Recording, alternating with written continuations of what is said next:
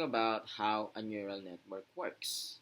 So, we could say that a neural network is kind of approximation functions. So, imagine that uh, you have functions like you're going to fit in the unknown functions, right? So, what the typical functions like a regression functions like w is equal y is equal to wx plus b is you're going to input some values of it and trying to have an expected output. I mean that not expected but the predicted output. Okay, so the big idea behind this is a neural network learns a function from input to output by adjusting weights and biases.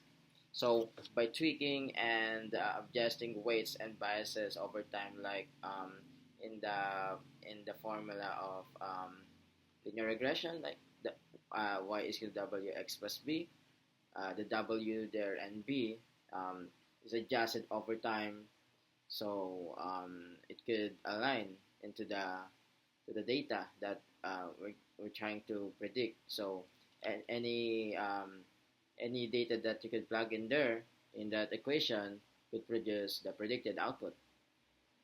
So the training cycle is a forward pass, um, prediction, loss, backpropagation, and parameter update. Okay. So after that, we have an inference. So we could train. We could test the model if it's actually learned or it's just memorizing something. So after training, the model keeps its learned parameters uh, fixed and only makes predictions. So we have a learning flow from in the model on the neural network. You're going to feed the data, but because before we fed the data into the neural network, we must sure that those data is already cleaned. Um, um, it's already it's already converted to the numerical values of it and to vectorize like yeah like you should convert the images to the pixels, text or tables or into the numbers because the neural network only understand the numerical value, and after that in the forward pass each layer computes like the um, like if, like for example in every neuron, right, and every layer computes the equation z is equivalent to wx plus b, then applies activation functions. After we apply the activation functions, and there is a prediction. Produce class scores activation or activation function numerical output, and after prediction, there is a loss. Compares the prediction with the true answer. And there is a backpropagation, compute how much each parameter affected to the error, and finally we could update and adjust weights and biases to reduce the future loss. So those cycle repeats many times during training until the model learns better parameter values. Okay, so let's go deeper. So during training, the real world data must be converted into the numbers so the network can process it. Images become pixel values, text becomes token IDs or embeddings, and tabular data becomes numerical features. These values are arranged into an input vector. So, example, we have data type image, and we should convert it to pixel values. Like for example, 28 by 28 grayscale images. And like for example, the data type is text. So we should convert it into the token IDs or embeddings. So the sentence, for example, is an embedding vector data type. So like for example, the tabular data, we should convert it to numerical features. And the example of it is age, income, score. So so in the input layer mainly holds the feature values and passes them forward. It usually does not do richer computations performed by hidden layers. So in the input layer of the neural networks, By the way, a neural network consists of three layers. The first layer is the input layers, the middle is the hidden layers, and the final is the output layer. So let's talk about the input layer. Okay, so this input layer, it usually does not do the richer computations performed by hidden layers. Okay, so yeah, what the input layer does is um, it is the way of the the input data or the entry of the input data before it comes up to the hidden layers. And the hidden layers does is there is what uh, um, computations happen. So what a neuron receives. So one of the most confusing is mixing up inputs, activations, and weighted values. In a dense layer, a neuron usually receives the activation outputs from the previous layer. For the first hidden layer, those activations are simply the raw input values. Okay. So important clarification, the next neuron does not receive, we're already talking about here the dense layer or the hidden layer. Uh, the next neuron from the hidden layer does not receive values that were already multiplied by the current layer's weights. It only receives the activations from the previous layers, and then inside the neuron, it multiplies them by its own weights. Okay, let's talk about how the forward pass inside the one neuron. So the neuron receives activations from the previous layer, then does the multiplication inside the neuron. Like for example, um, we have the output from the previous layer. Okay, those previous layers, their output is activations. Then it would multiply to the randomized weighted values into the current neuron. And the current neuron perform its equations, summing up them plus the bias. Like z is equivalent to the weight sub 1 multiplied by active a sub 1, a which means activations, w means weights, and then plus w sub 2, a sub 2 plus w sub 3, a sub 3 plus the bias.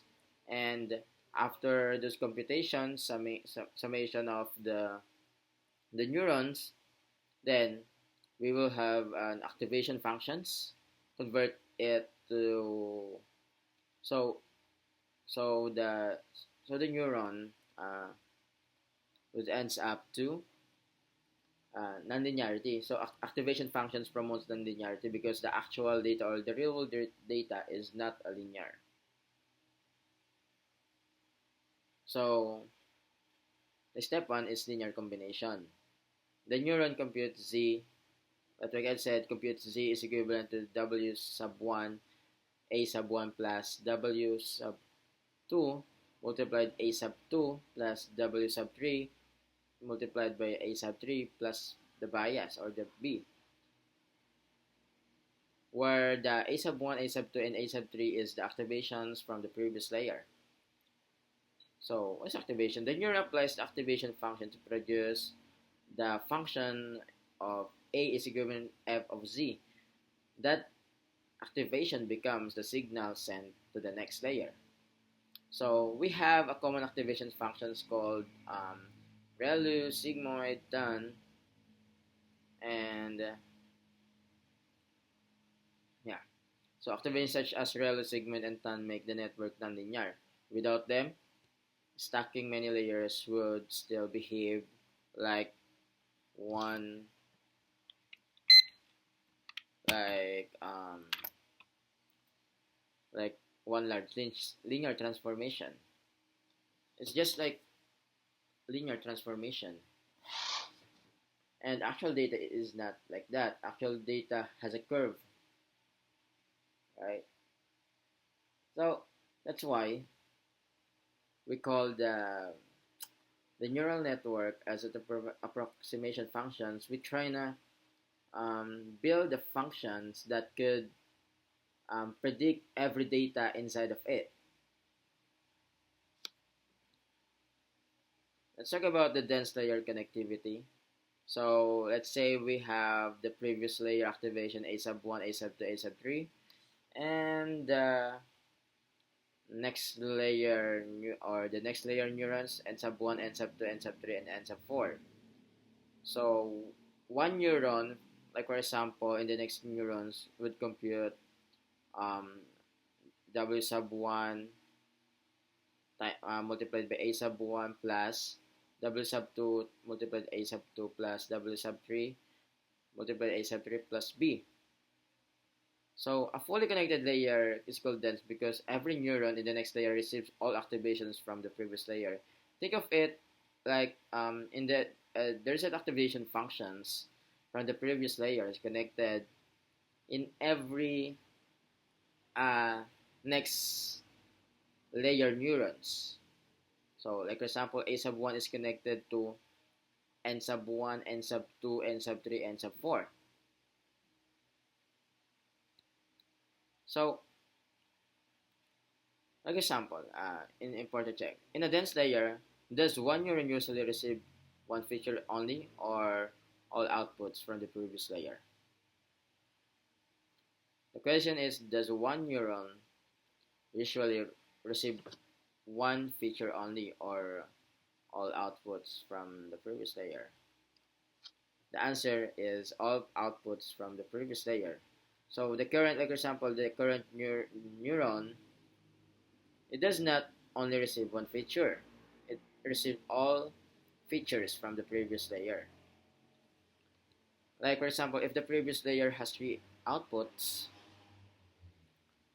um, then which means if the previous layer has three outputs, it means indicating that the previous layer has three neurons. So if the previous layer has three outputs and the next layer has five neurons, then there are 3 by 5 example weights. You could imagine them, um, they are connected to each other. So if they are connected to each other, those looks like a string have weights. Like remember, every neuron has a weights, random weights initially, and during training, um, it will adjust and adjusted until it finish. Then it will become a fixed weights and biases. So then there are 3 by 5 or 15 weights between the two layers, not counting the biases. So we could call the neuron as a feature detector. Like for example, we fed the an image into the neural network. At first, um, as a layer, as the pixel values um, forwarded layered by layered, it could detect um, at first in the early layer of the neural network, it could detect the some of the patterns like edges and and and as it go forwarded into the next layer, it could the detection of particular image could detect like that.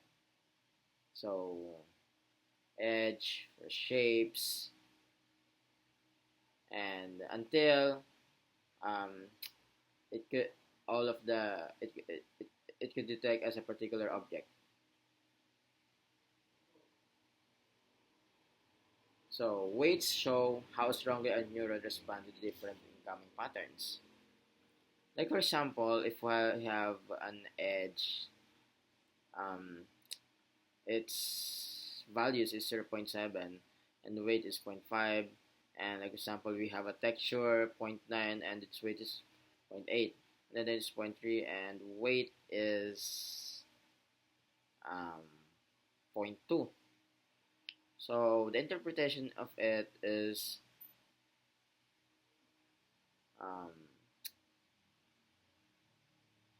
Numbers such as 0.5, 0.8, and point are weights, not the feature themselves. The features are the incoming inputs such as edge, texture, and noise. Positive weights encourage activation.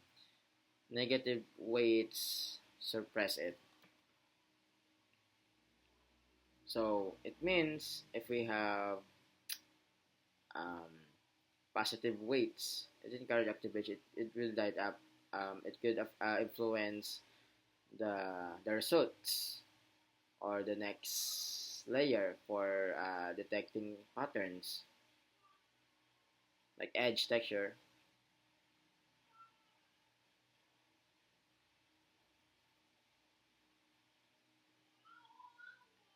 So let's talk about the training, backpropagation, and inference. The model's final layer produces prediction like class probabilities, label scores, or a numerical value. A loss function then measures how far the prediction is from the correct answer. Um, these things usually appear after the output model, where we could have calculate the loss functions where we could measure how far the prediction is from the correct answer, taking the difference between the predicted value and the label value. So that's the loss. And then after that, backpropagation computes the gradient such as um, um, rate of change of loss with respect to this W and the rate of change of loss, the change of loss with respect to bias. Okay, which means as loss changes, we could compute the weights of it, showing how much each parameter contributed to the error. The main reason of backpropagation is calculated the gradients of loss with respect to its parameters. Then the optimizer uses those gradients to update the parameters for until uh, minimize the loss, or we have the predicted value in every forward is correct or nearly correct. For example, with the gradient descent of new weights is equivalent to the old weights minus the learning rates multiplied the the rate of change of L with respect to W, where where this where we have a learning rate. So when we talk about the aspect, the training and inference, or for example, the aspect is it does it uses forward pass to training, yes, and so forward pass use training, and forward pass could use the inference. Yeah, in training we could compute loss, but in inference during the testing we couldn't because it's usually for evaluation and not for learning. And remember, when we're dealing with the inference or testing, the model is already fixed weights, so we don't have any change in the model. So in training, we update weights and biases, and in inference, it's in. So the key idea here is a neural network is a parameterized functions that learns approximate patterns in data.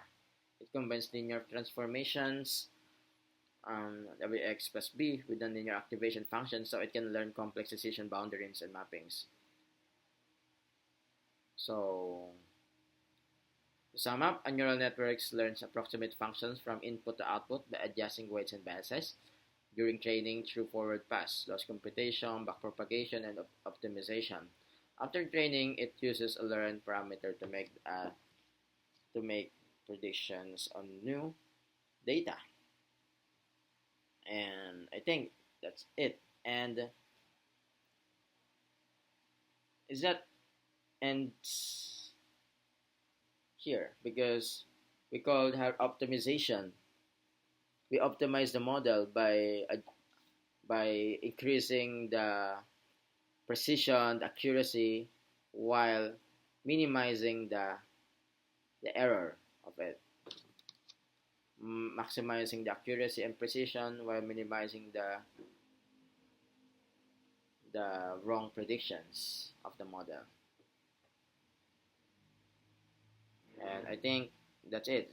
That's how the neural network works.